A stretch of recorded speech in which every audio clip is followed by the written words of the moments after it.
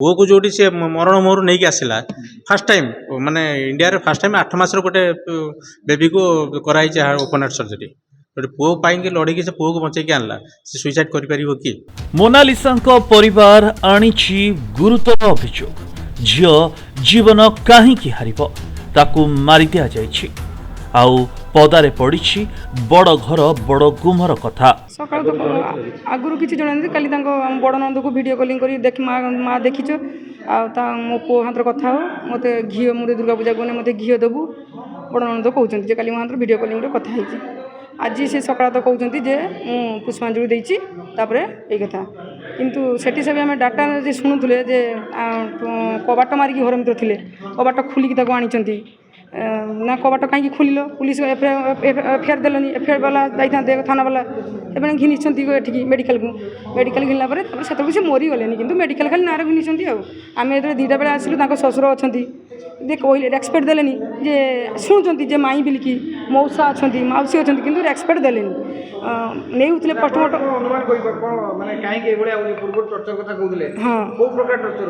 खाଇବା ପିନ୍ଧିବା ଘିନିବା ଏଇ ସବୁ ମାନସିକ ଯନ୍ତ୍ରଣା ଭଣଜା ଛୁଆ ଯେ କହୁଥିଲେ ଯେତେବେଳେ ଯେ ଚାକରାଣୀ ବେଳେ ତାକୁ ଖଟଉଥିଲେ। ବେକରେ ରସି ଦେଇ ଝୁଲି ପଡ଼ିଛନ୍ତି ବିବାହିତା ମହିଳା ମୃତ ଜଣକ ହେଉଛନ୍ତି 30 ବର୍ଷୀୟ ମୋନାଲିସା ଦାସ। ମୃତ୍ୟୁର କାରଣ ଅସ୍ପଷ୍ଟ ଥିବା ବେଳେ ଯୌତୁକ ଜନିତ ମାନସିକ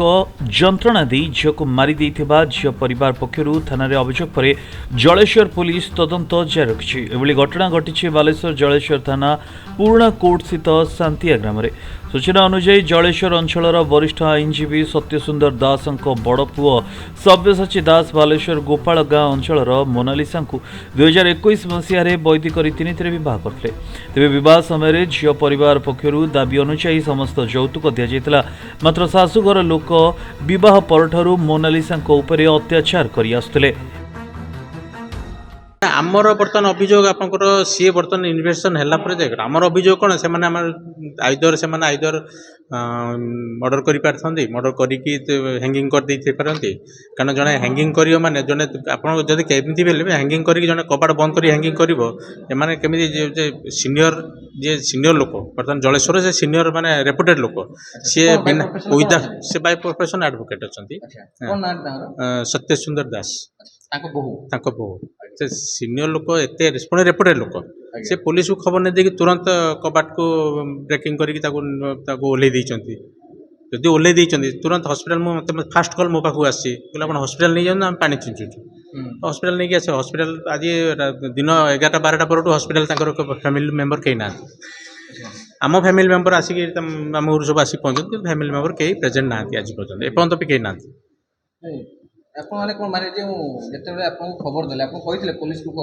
हाँ मुझे सांगे तुरंत कही पुलिस को नहीं मुझे तुरंत आप हॉस्पिटलाइज करूँ हॉस्पिटलाइज करूँ आम से हॉस्पिटल कलापर कहले हॉस्पिटल नहीं मुझे बाहर कहीं रखी फ्रिजर रखु डेट बटा नष्ट हो कहते सकाल फ्रिजर रखते आमको आसापी तार भौणी भुवनेश्वर आसे सब सांग आसे बालेश्वर तो से पर्यंत भी सी फ्रिजर रखा ना कहला से गोटे दिन 1 कि 1:30 फ्रिजर रखाई हाँ से घर को जन आपस बुझाणा माने एमती जस्ट फोन बाय फोन कराई कि सेमती ये नाई जे बसिकी आम बाय फोन कराई झील तार पुओ ए 3-4 वर्ष अच्छी से बहुत माने इंडिया रे फास्ट टाइम गोटे 8 मासर पुओ को आम ओपन हार्ट सर्जरी कराई भुवनेश्वर एम्स रे जो से पुओ को बचे आनला पुओ को छाड़ देकी सुइसाइड कर कि फास्ट क्वेश्चन पुओ को जोटी से मरण मोहर नहीं आसला फास्ट टाइम माने इंडिया रे फास्ट टाइम 8 मासर गोटे बेबी को कराई ओपन हार्ट सर्जरी गोटे पुओ पाई लड़े से पुओ को बचे आनला से सुइसाइड कर कि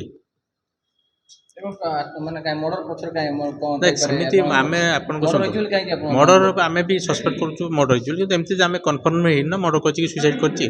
इन्वेस्टिगेशन है जना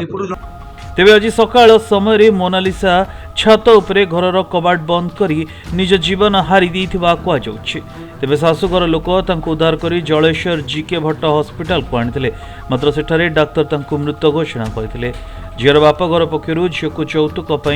निर्यातना दे मारी दि जाइथिबा नै जलेश्वर थाना रे अभियोग पर जलेश्वर पुलिस शव जबत करने सह व्यवच्छेद पठाई तदंत जारी रखिछि। शव व्यवच्छेद रिपोर्ट आसिबा परे सबु गुमर फिटिबो बोली कुआ जाउछि। ଜଣାପଡ଼ିବ ଏହା ହତ୍ୟା ନା ଆତ୍ମହତ୍ୟା। 2021 ଜାନୁଆରୀ 15 ତାରିଖ ଦିନ ବାହାଘର ହୋଇଥିଲା। ଆମେ ତାଙ୍କୁ କହିଥିଲୁ ଯେ ଆମେ କିଛି ଯୌତୁକ ଭଳିଆ ଜିନିଷ ଦେଇପାରିବା ନାହିଁ, ଯେତିକି ଯଥାସାଧ୍ୟ ଦେଇକି ବାହାଘର କରିଥିଲେ। ତା ଭିତରେ ସେମାନେ ବାହାଘର ପରଠୁ ଦୁନିଆ କଥାବାର୍ତ୍ତା ଏପଟ ସେପଟ ଟିକେ କଥାବାର୍ତ୍ତା କଲେ, ଝିଅକୁ ଦୁନିଆ ଖଟଉଥିଲେ,